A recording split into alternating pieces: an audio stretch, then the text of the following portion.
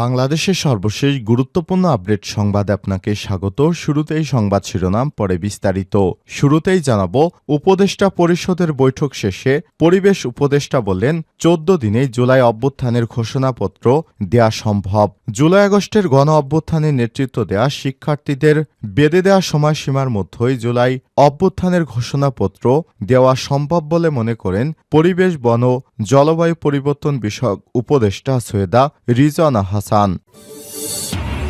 এরপর জানাব, শুধু শেখ হাসিনা ইস্যুতে আটকে থাকবে না বাংলাদেশ ভারত সম্পর্ক, বললেন পররাষ্ট্র উপদেষ্টা।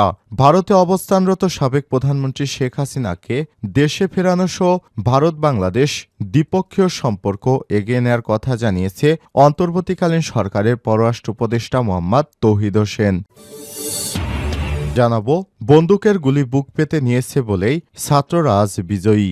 বিএনপির জাতীয় স্থায়ী কমিটির সদস্য সাবেক মন্ত্রী ড আব্দুল মঈন খান বলেছেন, বিগত জুলাই আগস্ট বিপ্লবে ছাত্ররা বিজয়ী হয়েছিল কারণ তারা বন্দুকের গুলিকে ভয় পায় নাই।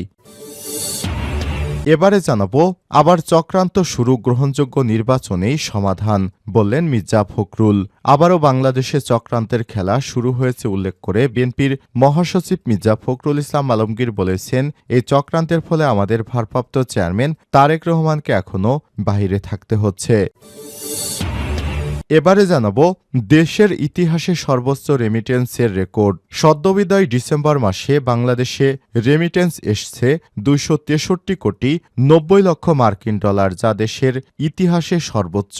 এর আগে ২০২০ সালে সর্বোচ্চ জুলাই মাসে রেমিটেন্স এসেছিল ২৫৯ কোটি ৮২ লক্ষ মার্কিন ডলার। বুধবার ১ জানুয়ারি বাংলাদেশ ব্যাংকের হালনাগাদ প্রতিবেদন থেকে সব তথ্য জানা গেছে।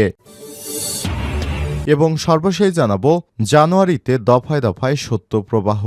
নতুন বছরের শুরুতে দেশের কয়েকটি বিভাগের উপর দিয়ে মাঝারি ধরনের সত্য প্রবাহ বয়ে যেতে পারে। জানুয়ারি মাসে কয়েক দফায় দফায় সত্য প্রবাহের আভাস দিয়েছে আবহাওয়া অধিদপ্তর। প্রিয় দর্শক, এতক্ষণ শুনছিলেন সংবাদ শিরোনাম, এবারে বিস্তারিত। তবে তার আগে বন্ধুরা, অনুরোধ থাকবে সংবাদটিতে একটি লাইক দিন। এই চ্যানেলে আপনি নতুন হয়ে থাকলে আমাদের সংবাদটি দেখতে দেখতে চ্যানেলটি সাবস্ক্রাইব করে রাখুন, যাতে করে বন্ধুরা আমাদের পরবর্তী লেটেস্ট আপডেট সংবাদগুলো সবার আগে আপনার কাছে পৌঁছে যায়। এবারে বিস্তারিত। কমেন্ট করে আপনার মূল্যবান মতামত জানিয়ে দিন আপনি বিশ্বের কোন দেশ থেকে বা বাংলাদেশের কোন স্থান থেকে আমাদের সংবাদটি দেখছেন এবং শুনছেন। উপদেষ্টা পরিষদের বৈঠক শেষে সৈয়দা রিজওয়ানা বললেন, ১৪ দিনে জুলাই অভ্যুত্থানের ঘোষণাপত্র অসম্ভব নয়। জুলাই আগস্টের গণ অভ্যুত্থানে নেতৃত্ব দেয়া শিক্ষার্থীদের বেঁধে দেওয়া সময়সীমার মধ্যেই জুলাই অভ্যুত্থানের ঘোষণাপত্র দেওয়া অসম্ভব নয় বলে মনে করেন পরিবেশ, বন ও জলবায়ু পরিবর্তন এবং পানি সম্পদ উপদেষ্টা সৈয়দা রিজওয়ানা হাসান। এছাড়াও নতুন বছরে জুলাই আগস্টে গণহত্যার বিচার নিশ্চিত করা, রাজনৈতিক মতানৈক্য গড়ে তুলে প্রস্তাবিত সংস্কার নিশ্চিত করা এবং রোডম্যাপ অনুযায়ী নির্বাচন করা সরকারের এই ৩ লক্ষ্যের কথা উল্লেখ করেন তিনি। বুধবার উপদেষ্টা পরিষদের বৈঠক শেষে সচিবালয় নিয়ে মন্ত্রণালয়ের সাংবাদিকদের সঙ্গে আলাপকালে সব কথা বলেন উপদেষ্টা সৈয়দা রিজওয়ানা হাসান। যে কোনো অভ্যুত্থানের পর ঘোষণাপত্র দেওয়া স্বাভাবিক উল্লেখ করে তিনি বলেছেন, সরকার চেয়েছে তাদের মাধ্যমে দেয়া হোক, সেজন্য সকলের সাথে কথা বলার প্রক্রিয়া শুরু হয়েছে। ছাত্ররাও চাচ্ছে সবার মত ঐক্যমত। ১৪ দিনের মধ্যেই ঘোষণাপত্র দেয়া অসম্ভব নয়। গত ২৯শে ডিসেম্বর সংবাদ সম্মেলন করে ৩১শে ডিসেম্বর জুলাই বিপ্লবের ঘোষণাপত্র দেওয়ার কথা জানিয়েছিল অভ্যুত্থানে নেতৃত্ব দেয়া বৈষম্যবিরোধী ছাত্র আন্দোলন। পরে গত সোমবার জরুরি সংবাদ সম্মেলন ডেকে সরকারের পক্ষ থেকে জুলাই অভ্যুত্থানের ঘোষণাপত্র দেওয়ার কথা জানান প্রধান উপদেষ্টার প্রেস সচিব শফিকুল আলম। এই ঘোষণাকে স্বাগত জানিয়ে মার্চ ফর ইউনিটি থেকে ১৫ দিনের মধ্যে ঘোষণাপত্র দিতে আলটিমেটাম দেন ছাত্রনেতারা। শুধু শেখ হাসিনা ইস্যুতে আটকে থাকবে না বাংলাদেশ ভারতের সম্পর্ক, বললেন পররাষ্ট্র উপদেষ্টা। ভারতে অবস্থানরত সাবেক প্রধানমন্ত্রী শেখ হাসিনাকে দেশে ফেরানো সহ ভারত বাংলাদেশ দ্বিপক্ষীয় সম্পর্ক এগিয়ে নেওয়ার কথা জানিয়েছেন অন্তর্বর্তীকালীন সরকারের পররাষ্ট্র উপদেষ্টা মোহাম্মদ তৌহিদ হোসেন। বুধবার ১ জানুয়ারি পররাষ্ট্র মন্ত্রণালয়ের সাংবাদিকদের প্রশ্নের জবাবে তিনি বলেন, দেখুন, আমি মনে করি দুটোই পাশাপাশি চলবে। এটা হলো একটা ইস্যু, আমাদের আরও অনেকগুলো স্বার্থের ইস্যু আছে। আছে দুই পক্ষের। আমরা সেগুলো নিয়েও পাশাপাশি আগাবো। শেখ হাসিনার প্রত্যাবর্তনের বিষয়ে সম্প্রতি দিল্লির বাংলাদেশ হাইকমিশন থেকে ভারতের পররাষ্ট্র মন্ত্রণালয়ে কূটনৈতিক পত্র পাঠানো হয়েছে। বাংলাদেশের পররাষ্ট্র মন্ত্রণালয়ের তথ্য অনুযায়ী এ বিষয়ে ভারতের পক্ষ থেকে চিঠির জবাব পাওয়ার পরই পরবর্তী পদক্ষেপ নেওয়া হবে। শেখ হাসিনাকে ফেরানোর বিষয়টি ভারত বাংলাদেশ সম্পর্কের একটি গুরুত্বপূর্ণ ইস্যু হলেও তা অনন্য কৌশলগত অর্থনৈতিক স্বার্থের সঙ্গে সমন্বয় করে এগিয়ে নেওয়ার প্রতিশ্রুতি দিয়েছে মোহাম্মদ তৌহিদ হোসেন। তার মতে দ্বিপক্ষীয় সম্পর্কের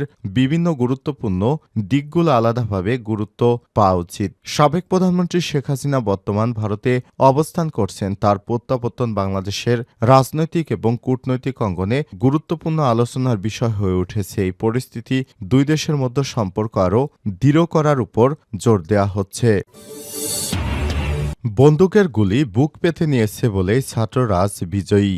বিএনপির স্থায়ী কমিটির সদস্য সাবেক মন্ত্রী ড আব্দুল মঈন খান বলেছেন, বিগত জুলাই আগস্ট বিপ্লবে ছাত্ররা বিজয়ী হয়েছিল কারণ তারা বন্দুকের গুলিকে ভয় পায় নাই। ছাত্ররা পিছুটান হয়নি বলে বুক ফুলিয়ে গুলি নিয়েছে বলেই স্বৈরশাসক দেশ ছেড়ে পালিয়ে যেতে বাধ্য হয়েছে। বুধবার বিকেলে নরসিংদীর পলাশ উপজেলায় ছাত্রদলের প্রতিষ্ঠা বার্ষিকী উপলক্ষে প্রধান অতিথির বক্তৃতায় তিনি এসব কথা বলেছেন। ড আব্দুল মঈন খান বলেন, ১৯৭১ সালে ছাত্রদের নেতৃত্বে সারা বাংলাদেশে যে গণ আন্দোলন হয়েছিল সেই আন্দোলনে বিএনপি বিজয়ী হয়েছিল।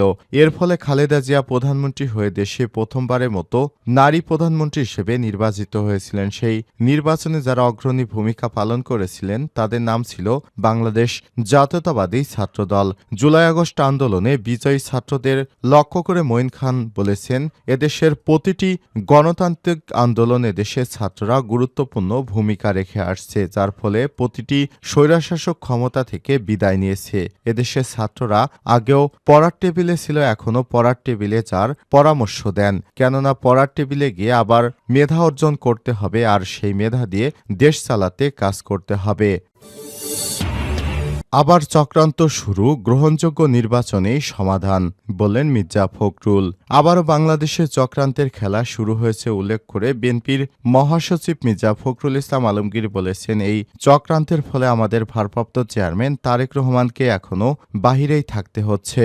বুধবার বিকেলে রাজধানীর ইঞ্জিনিয়ার ইনস্টিটিউটে ছাত্রদলের প্রতিষ্ঠা বার্ষিকী উপলক্ষে আয়োজিত আলোচনা সভায় তিনি এসব কথা বলেন। তিনি বলেছেন, আমরা আশা করছি অন্তর্বর্তীকালীন সরকার ন্যূনতম যে সংস্কারগুলো দরকার, অর্থাৎ আমাদের নির্বাচনের জন্য যেসব সংস্কার, লেভেল প্লেইং ফিল্ড তৈরি করা প্রয়োজন, আমাদের প্রশাসন যন্ত্রকে ঠিক করা, বিচার ব্যবস্থাকে সংস্কারের মধ্য দিয়ে আসা, ন্যূনতম অর্থনৈতিক সংস্কারগুলো করা, তার মধ্য দিয়ে একটি নির্বাচন অনুষ্ঠান করা যেটা সকলের কাছে গ্রহণযোগ্য হয়। মির্জা ফখরুল ইসলাম আলমগীর বলেছেন, আজকের এই অবস্থা যে রাজনৈতিক পরিস্থিতি যে সংকট সৃষ্টি হয়েছে, এই সংকট একমাত্র সমাধান হতে পারে একটি সকলের কাছে গ্রহণযোগ্য নির্বাচনের মধ্য দিয়ে, সেটা ইতিহাসে প্রমাণিত।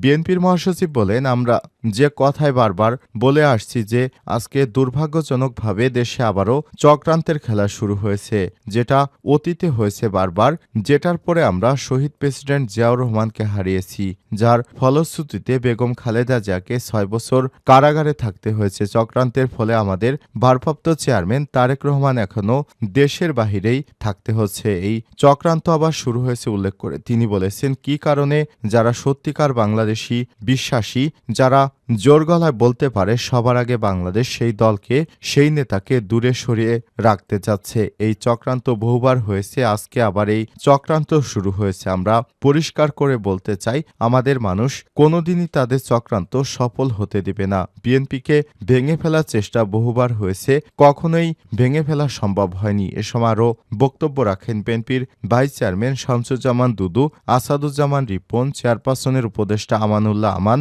যুগ্ম মহাসচিব শহীদুদ্দিন চৌধুরী আনি, ছাত্র বিষয়ক সম্পাদক রকিবুল ইসলাম বকুল, তথ্য সম্পাদক আজিজুল বারী হেলাল, প্রচার সম্পাদক সুলতান সালাউদ্দিন টুকু, নির্বাহী কমিটির সদস্য নাজিম উদ্দিন আলম, ছাত্রদের সাবেক সভাপতি কাজী রওকনুল ইসলাম শ্রাবণ, ছাত্রদলের সাবেক সাধারণ সম্পাদক হাবিবুর রশিদ হাবিব প্রমুখ।